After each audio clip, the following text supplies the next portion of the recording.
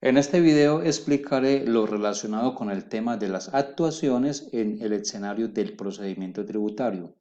Dentro de las actuaciones identificamos tres aspectos importantes. Primero, capacidad y representación. Segundo, número de identificación tributario NIT.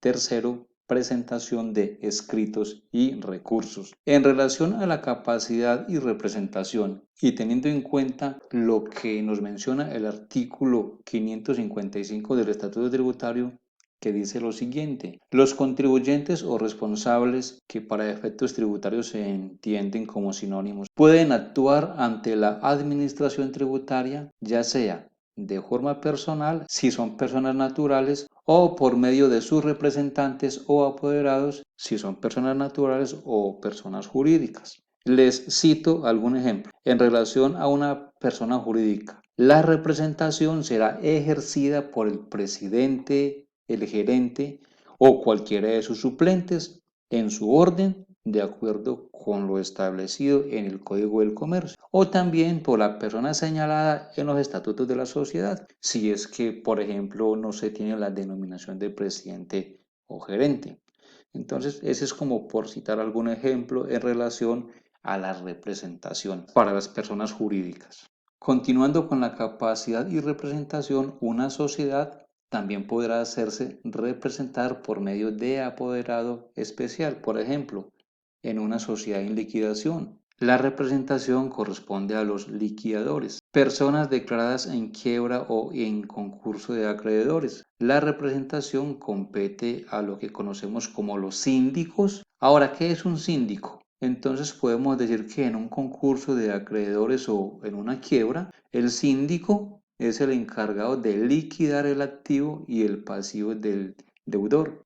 Esta persona, o sea, el síndico, tiene todos los poderes de un administrador sobre el patrimonio que va a ser objeto de liquidación. Menores de edad serán representados por sus padres. Sucesiones. A este tipo de sucesiones, lo que conocemos en muchos casos como las sucesiones ilíquidas, las representan los albaceas o bien pueden estar representadas por los herederos con administración de bienes, o a falta de los unos y de los otros lo van a representar los curadores o el curador de la herencia. ¿Qué es una albacea? Conocidos también como ejecutores testamentarios, y son aquellos a quienes el testador da el cargo de hacer ejecutar sus disposiciones. Ahora, no habiendo albacea, el cual tuvo que haber sido nombrado por el testador, entonces la responsabilidad de representar a esa sucesión estará en cabeza de los herederos, y en este caso un heredero con administración de bienes. También dijimos de que puede actuar en representación de una sucesión el curador. ¿Y qué es un curador? Sencillamente es un abogado titulado que actúa en un proceso determinado en representación de una persona que no puede o no quiere concurrir al mismo y cuya función termina cuando el representado decide acudir personalmente o mediante un representante para seguir llevando las riendas del asunto.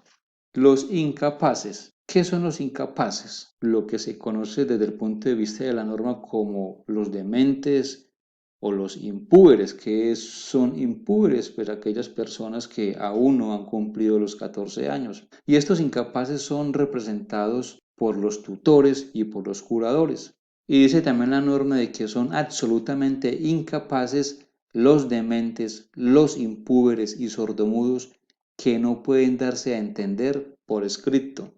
Además, que sus actos no producen ni aún obligaciones naturales, y eso está contemplado también en una sentencia de la Corte Constitucional, la sentencia C-534-05. Ahora, incluso son incapaces los menores adultos si no han tenido habilitación de edad. Aquí ya se introduce un nuevo término, el cual hace referencia a los menores adultos. Cuando se habla de menores adultos, se está refiriendo, para el caso de las mujeres, tienen un rango de edad entre los 12 hasta los 18 años, y tratándose de los hombres, su rango de edad va desde los 14 hasta los 18 años. Estos son catalogados como menores adultos, se dice que estos menores adultos son relativamente incapaces, pero la incapacidad de estas personas no es absoluta y sus actos pueden tener valor en ciertas circunstancias y bajo ciertos respectos determinados por la ley.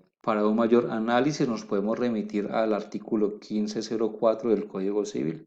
Hay que tener claro de que existen algunas excepciones a la incapacidad del menor adulto. Ya lo mencionábamos, de que son relativamente incapaces, o sea que sobre determinadas situaciones sí tienen esa capacidad de actuar. Entonces estos menores adultos tienen habilidad, primero, para otorgar testamento, para contraer matrimonio, pueden también celebrar capitulaciones matrimoniales, pueden adquirir la posesión de bienes muebles e inmuebles, entre otras excepciones que permite la norma y sobre las cuales ellos mismos pueden actuar. Tenemos también a las comunidades organizadas y para este caso la representación corresponde a los administradores privados o judiciales. A falta de estos, los comuneros que hayan tomado parte de la administración de los bienes comunes también podrán actuar como representantes de esa comunidad organizada. Están también las donaciones y asignaciones modales, cuya representación corresponde ya sea a los donatarios o asignatarios de los respectivos bienes. Está la agencia oficiosa.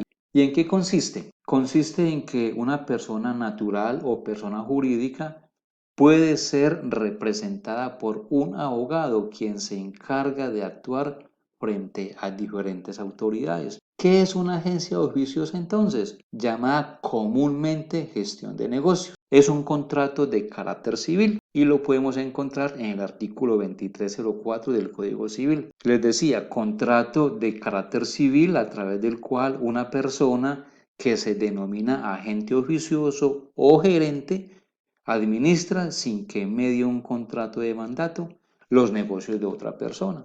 Por ejemplo, en el caso de un requerimiento, el agente oficioso es directamente responsable de las obligaciones tributarias que se deriven de su actuación, salvo, claro está, salvo que su representante la ratifique, caso en el cual ese agente oficioso quedará liberado de toda responsabilidad.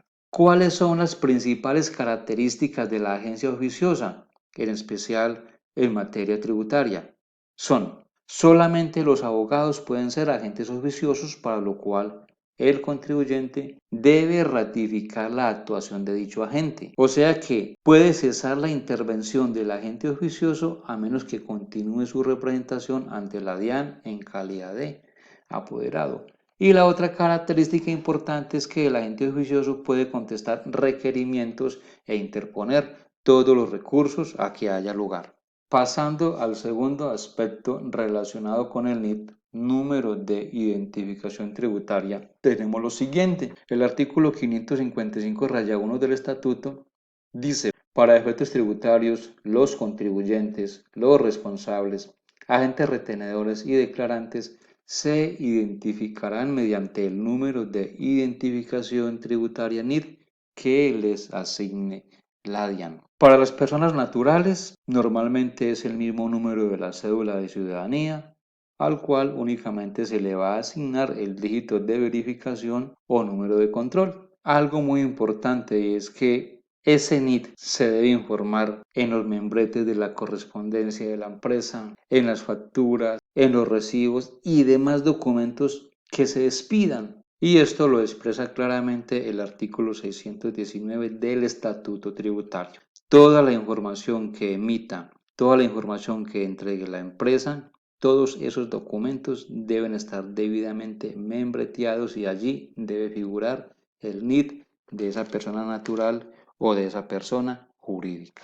Continuando con este segundo aspecto, las cámaras de comercio juegan un papel muy importante en relación al NIT. Estas tienen dentro de sus responsabilidades solicitar a más tardar dentro de los 2 días siguientes la expedición del NIT del matriculado a la DIAN. Y una vez que la DIAN le asigne ese NIT, entonces la Cámara de Comercio tendrá toda la información para poder matricular a esa persona y de este modo empiecen a surtir efectos legales la información que en algún momento estas personas soliciten a la Cámara de Comercio.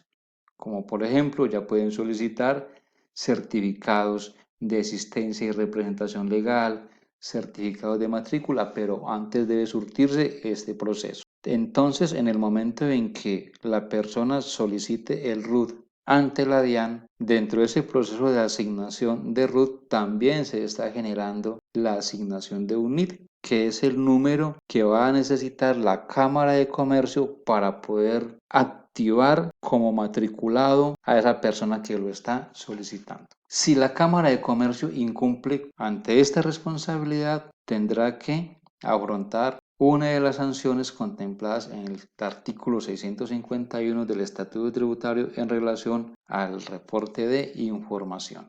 Podemos decir que el RUT es el mecanismo administrado directamente por la DIAN, mediante el cual se identifica, se ubica y se clasifica a todas las personas que tengan algún tipo de obligación administrada por la DIAN, respecto de las cuales se requiere que estén debidamente inscritos. Entonces, ese documento RUT va a constituir ese mecanismo único mediante el cual la DIAN puede identificar, ubicar y clasificar a las personas. En este orden de ideas debe quedar claro que, de acuerdo al parágrafo 1 del artículo 555 radiado del Estatuto, el NIT constituye el código de identificación de los inscritos en el RUT y las normas relacionadas con el NIT también serán aplicables al RUT. Tengamos en cuenta que la inscripción en el RUT debe cumplirse de forma previa al inicio de la actividad económica, ya sea ante la DIAN, ante las cámaras de comercio o ante cualquier otra entidad que esté facultada para su expedición. Eso nos lo está diciendo el parágrafo 2 de este mismo artículo, artículo 555, rayado del Estatuto Tributario. Es importante mencionarlo porque muchas veces pensamos que solamente la entidad que expide ese RUT ante quien debemos hacer la inscripción solamente es la DIAN. Como pueden darse cuenta, no solo es la DIAN, sino que también existen otras entidades ante las cuales se puede hacer dicha inscripción en el RUT. Teniendo en cuenta el tercer aspecto relacionado con la presentación de escritos, artículo 559 del Estatuto Tributario, es importante identificar que las peticiones, recursos y demás escritos que deban presentarse ante la DIAN podrán realizarse de manera personal o en forma electrónica. Cuando hablamos de que estos se presentan de manera personal, es porque los escritos deberán presentarse ante la administración en forma personal o por interpuesta persona, eso sí, con exhibición del número de identidad del signatario y en caso de que se haga a través de un apoderado especial, deberá también evidenciar el proceso con la presentación de la tarjeta profesional. En relación a la presentación electrónica, esta modalidad fue adicionada con el artículo 43 de la Ley 111 del 2006, con lo cual se modificó el artículo 559 de este estatuto. Así se incorpora la tecnología informática ante este tipo de trámites y para su aplicación práctica será el director quien mediante resolución dispondrá los mecanismos técnicos de seguridad que se requieran para este procedimiento y que deberán ser determinados mediante resolución. Entonces, todo lo que tiene que ver con esta parte electrónica es importante observar pues esa resolución que para efectos expide el director de la DIAN. Entonces, para todos los efectos legales, la presentación se entenderá surtida, ojo, importante esta parte aquí, para todos los efectos legales.